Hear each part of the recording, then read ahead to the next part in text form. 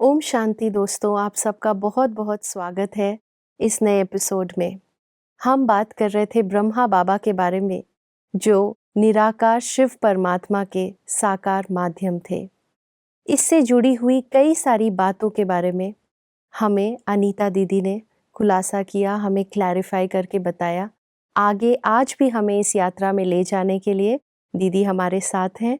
ओम शांति दीदी। ओम शांति। तो दीदी, लास्ट टाइम हम बात कर रहे थे कि किस तरह से इस संस्था की जो ये प्रोसेस था ये शुरू हुआ, किस तरह से माताओं और बहनों ने, परमात्मा ने उन्हें आगे रखा इस कार्य में। तो आपने जैसे बताया कि ब्रह्मा बाबा के तन में शिव बाबा प्रवेश करते थे, तो क्या वो सिर्फ सिंध हैदराबाद में जब उनका पाठ था वहां तक रहा, या आगे भी वो आते रहे और निरंतर साथ रहते थे? जब तक ब्रह्मा बाबा का शरीर साकार में था, चाहे वो हैदराबाद में, चाहे उसके बाद भारत आए, तो शिव बाबा रोज एक दिन में कई बार ब्रह्मा बाबा के तन में प्रवेश करते थे और वो अपना कर्तव्य पूरा करने के लिए धरती पर आए थे, क्योंकि भगवान का वायदा है, यदा यदा हि धर्मस्य ग्लानिर्भवति भारत। जब जब अति धर्म की हानि होती है, तब तब मैं आता हूँ। और क्या करता हूँ आकर? अनेक अधर्मों का नाश और एक सत धर्म की स्थापना करता हूँ। तो जब तक ये टोटल वर्ल्ड ट्रांसफॉर्मेशन का कार्य, अधर्म नाश, सत धर्म स्थापन, यानी पाप खत्म, पुण्य की दुनिया शुरू, जब तक ये कर्तव्य परमात्मा का पूरा नहीं हो जाता, तब तक उनका आने का पार्ट भी बंद नहीं होता। इसलिए हम ये कह सकते हैं कि वो सर्वशक्तिमान परमेश्वर सबसे ज़्यादा रिस्पॉन्सिबल है इस दुनिया के लिए। हम ये नहीं कह सकते कि दुनिया में जो हो रहा है वो नज़रअंदाज कर रहा है। कई लोग इग्नोरेंस से ये बोलते हैं, कहाँ सोया है रे दुनिया बनाने वाले, देख तेरी दुनिया में अंधेर मचा है। जी। वो कहता है मैं नहीं सोया हूँ, आज का मानव सोया है, मैं तो आया हूँ। ब्रह्मा के तन द्वारा लगातार शिव बाबा आ रहे हैं। सिंध में भी आते रहे, आबू में भी आते रहे, और रोज आकर के बच्चों को पावन बनाने का, उनको अपलिफ्ट करने का कर्तव्य करते रहे, जो अब तक भी उनका चालू है। जी। तो ये कह सकते हैं दीदी कि जो इस ऑर्गेनाइज़ेशन का स्लोगन भी है बहुत इम्पोर्टेंट, कि स्व परिवर्तन से विश्व परिवर्तन। एग्जैक्टली। तो यही उनका कर्तव्य रहा जब बिल्कुल, से वो आए। हर इंडिविजुअल को बदलना। हुँ। और उसके लिए आपने सुना होगा, भगवान को कहते हैं ज्ञान का सागर है। अगर वो ज्ञान का सागर कहा जाता है, तो कभी तो उसने अपना ज्ञान एक्सप्रेस किया होगा ना। ऐसे तो नहीं कि जो किताबों में लिखा गया वो सब भगवान ने सुनाया था। भगवान प्रैक्टिकली सामने आके सुनाते हैं। तो जी। 33 इयर्स तक ब्रह्मा बाबा में रोज आते थे और उनके द्वारा महावाक्य उच्चारण करते थे, जिसमें ज्ञान के गहरे गहरे राज उन्होंने खोले, जिसको हम मुरली या वाणी शब्द देते हैं, ईश्वरीय महावाक्य शब्द देते हैं।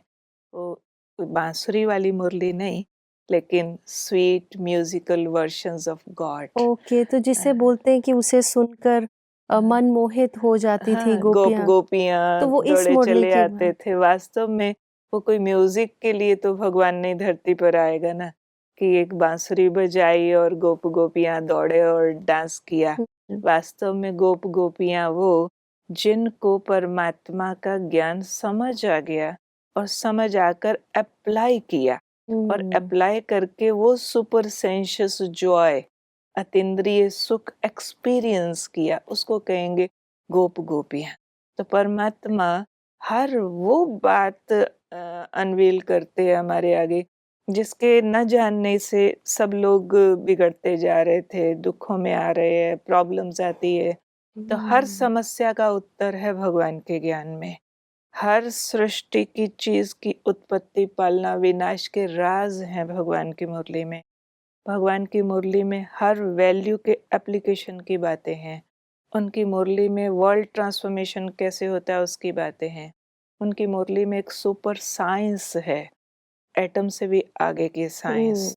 वाइब्रेशन थियरी कि किस तरह से सारा प्लेनेटोरियम ट्रांसफॉर्म होता है, किस तरह से हॉट वेव्स काम करती है। लोग तो इलेक्ट्रिक वेव्स के बारे में जानते हैं, साउंड वेव्स के बारे में जानते हैं, मैग्नेटिक वेव्स के बारे में जानते हैं, ग्रहों का आपस में कनेक्शन कैसे होता है, नेट की क्या सिस्टम होता है, उसकी वेव्स कैसे काम करती है, ये जानते हैं।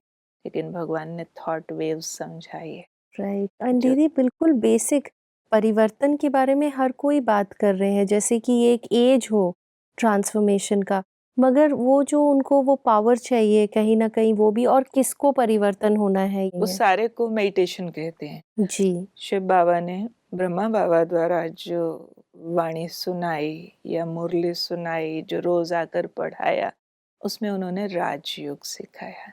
राजयोग में होता है सोल टू गॉड कम्युनिकेशन, आत्मा और परमात्मा का मिलन कैसे हो, और उस मिलन के द्वारा हम अपनी सेंसेस को कैसे रूल करें। राज योग यानी राजा बनने का योग। योग मीन्स कम्युनियन, राज मीन्स टू रूल। एक ऐसा कम्युनियन जिससे हम जो शक्ति ईश्वर में है वो सारी ले सके एज इनहेरिटेंस, उसकी ओके विरासत के रूप में। वो प्रैक्टिकल में हमारा पिता बना है आकर के, प्रैक्टिकल में। यूं ही नहीं गा रहे हैं तुम ही हो माता पिता, राइट पिता बन के उसने शक्तियां हमें विल की है। तो वो कनेक्शन है जिसके द्वारा उसकी शक्ति हम लेते हैं, उसका प्यार लेते हैं, उसकी वैल्यूज लेते हैं। तो वो सारी राजयोग की विद्या इस मुरली के द्वारा, या जिसको हम कहें रोज जो शिव बाबा ब्रह्मा बाबा में आते रहे, उसके द्वारा उन्होंने सारी सिखाई है। और उस राजयोग सीखने से, जो मुरली से हमको ट्रेनिंग मिलती है, रेगुलर क्लास से हमको ट्रेनिंग मिलती है, उस सीखने से आज घर स्वर्ग बन रहे हैं, लोगों के नशे छूट रहे हैं, लोगों की वर्किंग कैपेसिटी बढ़ रही है, बीमारियों को ठीक किया जा रहा है, रिश्तों को चेंज रिश्तों कर को ठीक किया जा रहा है, एडमिनिस्ट्रेटिव स्किल्स आ रही हैं, खाना और जीना आ रहा है, क्या खाएं क्या ना खाएं, हर एक चीज़ को हम समझ पा रहे हैं, राइट क्या है रॉन्ग क्या है। यानी एक टॉप क्वालिटी ह्यूमन लाइफ क्या होती है अब जीना आया है उन मुरलियों को सुनते सुनते, जी जो शिव बाबा पढ़ाते रहे ब्रह्मा बाबा के द्वारा। वास्तव में है तो हमारा सदा का पिता, और रोज उनमें आके टीचर बन के पढ़ाते भी हैं। जी शिव बाबा ब्रह्मा बाबा के तन में आते हैं, तो क्या हम ब्रह्मा बाबा को ही, क्योंकि वो ज्योति ने उनमें प्रवेश किया, तो क्या उन्हें ही हम भगवान मान सकते नहीं हैं? नहीं, ऐसा नहीं। ब्रह्मा बाबा भगवान नहीं, वो मनुष्य ही है। हुँ, देवत्व की ओर की उन्होंने यात्रा की, वो तो सबको करनी है। हर मनुष्य परफेक्शन में देवता ही कहलाता है, और वो यात्रा उन्होंने कर ली, हम लोग कर रहे हैं। और शिव बाबा निराकार है और निराकार ही रहेगा। वो रोज ब्रह्मा बाबा में आते थे, पढ़ाते थे हुँ, और चले जाते थे। न सिर्फ उन्होंने पढ़ाया, लेकिन माँ का प्यार भी दिया, दोस्ती के रूप में हमारे संग खेले भी, हर कर्म को किस तरह से एकदम परफेक्ट तरीके से कर सकते, कदम कदम करना सिखाया, उठना बैठना सोना सिखाया। हर कर्म में तो आते थे, ट्रेनिंग दे करके चले जी, जाते थे। जी, तो उनका घर तो परमधाम ही है, जी, उनको आने और जाने में 1 सेकंड से ज़्यादा नहीं लगता है। जी, जो अलग से संपूर्णता का पुरुषार्थ था, वो ब्रह्मा बाबा ने अपना अलग किया। हुँ, शिव बाबा आते थे बच्चों से मिलने और चले जाते थे। ओके, अच्छा। तो दीदी जैसे हम ये जानते हैं कि ब्रह्मा बाबा इस संस्था के कुल स्थापना के समय से उन्हीं के द्वारा ये काम शुरू हुआ, लेकिन अब वो अव्यक्त हैं। तो क्या इसे आप थोड़ा-सा हमारे उन दर्शकों के लिए जो ये शब्द में क्लैरिटी नहीं जानते हैं कि अव्यक्त होना और उसके बाद ये कार्य कैसे चल रहा है फिलहाल? ब्रह्मा बाबा और शिव बाबा आपको बताया है कि 2 अलग हस्तियाँ हैं। शिव जी। बाबा तो संपन्न, संपूर्ण, निराकार भगवान, ऑलमाइटी अथॉरिटी। लेकिन जब से शिव बाबा उनमें आते रहे, तो जैसे संग का रंग लगता है, तो उनके ऊपर भी शिव बाबा का रंग लगता रहा। सबसे पहली क्वालिटी उनके अंदर आ गई, वो शिव बाबा की तरह निरहंकारी हो गए। उनका ईगो बिल्कुल चला गया। इतने हम्बल हो गए कि वो अपने हाथ से गोबर के उपले बनाते थे, अनाज साफ करते थे, सब्जी काटते थे, बच्चों के साथ बिल्कुल ऐसे हो जाते थे जैसे एकदम साधारण। कहाँ वो इतने बड़े ज्वेलर रहे जिनको देख के राजा भी सलाम करे, और कहाँ वो इतने हम्बल हो गए कि छोटे-छोटे काम अपने हाथों से करते रहे। बच्चे अगर आराम कर रहे हैं तो भी उठ करके वो कुछ न कुछ काम करते दिखाई देंगे, और कुछ नहीं रोड के पत्थर ही ठीक करते मिलेंगे। इतना उन्होंने जैसे अपने ईगो को जीत लिया था। अपनी हुँ। एज का कोई अभिमान नहीं, अपनी पोजीशन का जो टाइटल मिला उसका कोई अभिमान नहीं, और उससे भी बड़ी क्वालिटी उन्होंने शिव बाबा की अडॉप्ट की, वो था निराकारी स्वरूप। मिट्टी के शरीर में होते हुए भी उन्होंने इतनी सोल कॉन्शियसनेस की प्रैक्टिस की थी, इतना अच्छी तरह थॉरोली, कि मैं मिट्टी का शरीर नहीं हूँ, मैं इसके अंदर एक ज्योति बिंदु आत्मा हूँ। जो थाउजेंड्स भाई बहनें ये बताते हैं कि अगर कुछ मोमेंट्स के लिए भी हम ब्रह्मा बाबा के सामने जाते ना, जिस टाइम शिव बाबा नहीं भी आए हुए, जस्ट आई कांटेक्ट करते ही हमें अपनी बॉडीलेस फीलिंग होती थी। खुद के लिए लगता था मैं लाइट हो गया, जी। मैं भी एक स्टार हूँ, और उनका भी ज्योति रूप विजिबल आंखों से दिखाई देने लगता था, क्योंकि उन्होंने खुद अपने ऊपर इतना काम किया था। इतना डीप साइलेंस में वो जाने की प्रैक्टिस करते थे कि बहुत बार तो भाई बहनें बहुत कुछ सोच के आते थे, बाबा से ये बोलेंगे, ये पूछेंगे, और जैसे ही उनके कमरे में जाते तो उनका साइलेंस का ऑरा इतना ज़्यादा होता था, जाने वाला भी चुप और शांत हो जाता था।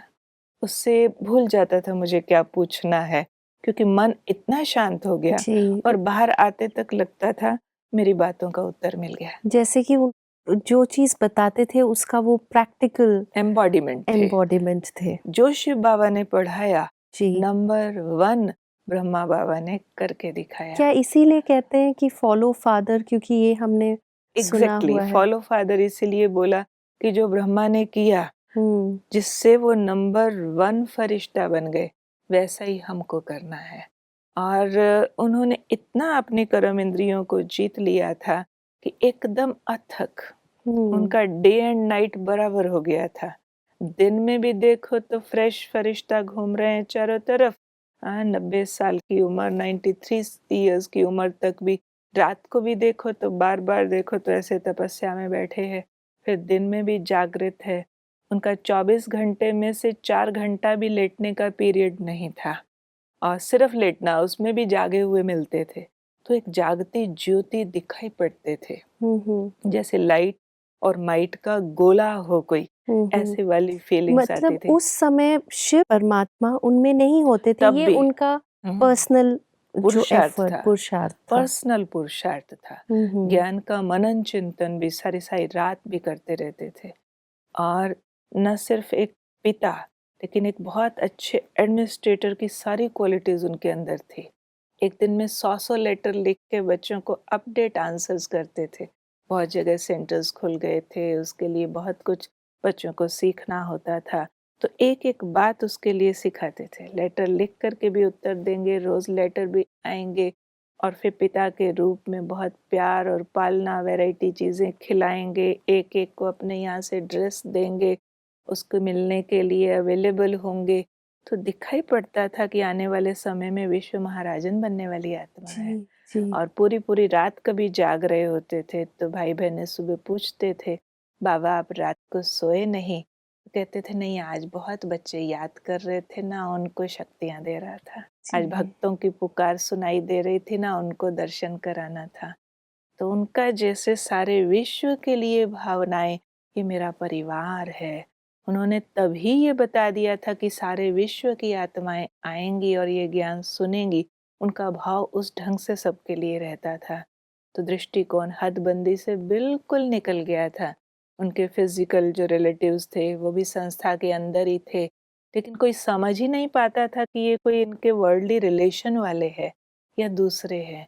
सबके लिए इतनी समान भावना उनके अंदर आ गई थी, और साफ दिखाई पड़ता था कि वो सारे विकारों को जीत चुके हैं, और ऑल द टाइम एक डिवाइन इंटॉक्सिकेशन शिव बाबा के प्यार का उनके चेहरे पर हमेशा देखा जा सकता था। जैसे कि उनका लक्ष्य उनको सामने क्लियर दिख दिखाई रहा दे हो। रहा क्लियर दिखाई दे रहा था। जी, तो उन्होंने इस तरह से तपस्या में नंबर 1 स्टेज प्राप्त की।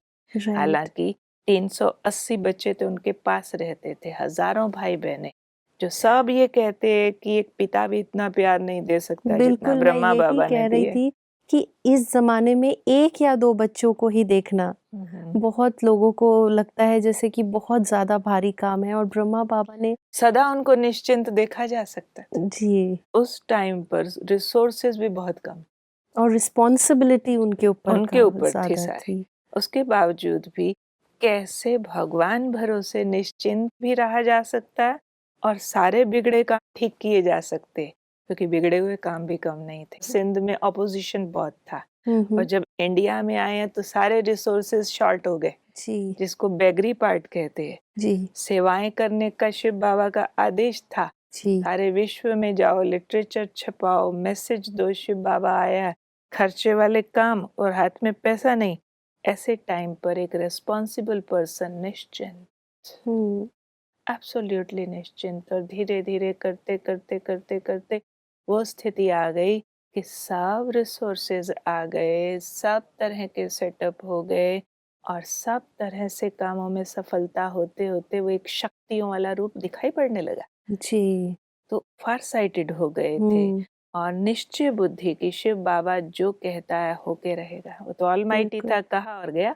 बिल्कुल। एग्जीक्यूट तो उनको करना था। जी, जिस मुकाम तक ब्रह्मा कुमारीज़ ईश्वरीय विश्वविद्यालय पहुँचा है, ये एक असंभव सा लगता है कार्य। तो दीदी ब्रह्मा बाबा और ये आपने जिस तरह से उनका पुरुषार्थ बताया, वो संपूर्ण हुए। वो कैसे हुए संपूर्ण? इसके एक दो किस्से मैं सुनाती हूँ। क्योंकि ब्रह्मा बाबा को कुछ वर्षों पहले से ही अपने अंदर से वो संपूर्णता का एहसास आता गया था और अपने इंस्टीट्यूशन में एक संदेशी का पार्ट होता है। संदेशी मीन्स ट्रांस मैसेंजर। कुछ एक बहनों का ऐसा भी पार्ट था कि वो बैठती थी मेडिटेशन में और एकदम आंखें बंद हो जाती थी और उनको साक्षात्कार होते थे। उनको लगता था हम ऊपर क्लाउड्स में चले गए, सूक्ष्म वतन, एक सटल रीजन है, वहाँ एंजल्स को देख रहे हैं और वहाँ हम शिव बाबा से मिल रहे हैं, उनसे कोई मैसेज ले रहे हैं। तो इस तरह से कुछ संदेशी बहनें थी जिनके द्वारा ब्रह्मा बाबा ये चेक कराते थे कि ऊपर उस सटल रीजन में जाकर के देख कर के आओ कि वहाँ वाला एंजल कैसा दिखता है। अच्छा, तो जो नीचे संदेशियाँ आती थी कुछ वर्षों पहले बताती थी कि बाबा उस एंजल में और आप में डिफरेंस दिखाई पड़ता है। और 69 से थोड़ा पहले वो कहने लगी थोड़ा डिफरेंस दिखाई पड़ता है। जब 69 के नज़दीक के दिन थे तो संदेशी बहनें उनको बताने लगी कि उस एंजल में और आप में अभी कोई डिफरेंस दिखाई नहीं पड़ता है। यानी ओके। उनकी वो इंटरनल जर्नी हुँ, हुँ। उसके तरफ जा रही थी। तो और मतलब हमारा एक सूक्ष्म जो हम बोलते हैं ऑरा या एनर्जी बॉडी, आप हम्म, उसकी बात कर रहे हैं कि हम्म, उनकी मैच उससे होने हम्म, वो संपूर्ण उसे हम्म। कहते हैं? क्योंकि तब शिव बाबा ने बताया था हुँ, कि ब्रह्मा का एक संपूर्ण रूप ऊपर दिखाई देगा और बहुतों को दिखाई देता था वो ओके। फरिश्ता। तो हुँ, शिव बाबा ने ये कहा था कि सूक्ष्म वतन में ब्रह्मा का संपूर्ण स्वरूप है। तो ब्रह्मा बाबा को तब से एक लगन लग गई थी कि मुझे उस संपूर्णता तक पहुंचना है, जो fully detached from body and 100% pure and peaceful and blissful, सब वैल्यूज जिसके अंदर हैं। तो धीरे धीरे ये महसूस करते रहे सब भाई बहनें कि ब्रह्मा बाबा बहुत डिटैच होते जा रहे हैं और जितना ज़्यादा डिटैच होते जा रहे हैं उतना उनकी वर्किंग कैपेसिटी जो है वो बढ़ती चली जा रही है। करते करते जब जनवरी मास आया तो बाबा का ज़्यादा समय तपस्या में ही बीतने लगा और उनका वो ऑरा चारों तरफ इतना ज़्यादा फैला रहता था तो समझ आता था कि उनकी उस शक्तियों से सारे काम हो रहे हैं जो भी सेवाओं के हुँ, होने थे। और 1969 18 जनवरी सिर्फ पहला दिन इतने वर्षों में ऐसा था जब सुबह की क्लास में ब्रह्मा बाबा नहीं आए। अच्छा। 33 इयर्स में यानी मुरली हमेशा सुबह ही सुबह ही चलती होती थी। थी। तो उस दिन ब्रह्मा बाबा सुबह नहीं आए तो शिव बाबा की सुबह की मुरली भी नहीं चली और लग रहा था कि आज शरीर को कुछ थोड़ा तकलीफ है। फिर भी दिन भर के अंदर बाबा ने 100 लेटर लिखे, सभी बच्चों से मिले और उनको अंदर में अपने कुछ इंट्यूशन तो ज़रूर उस तरह से थी कि आज मैं जाने वाला हूँ, लेकिन बाहर कुछ भी एक्सप्रेस नहीं हुआ।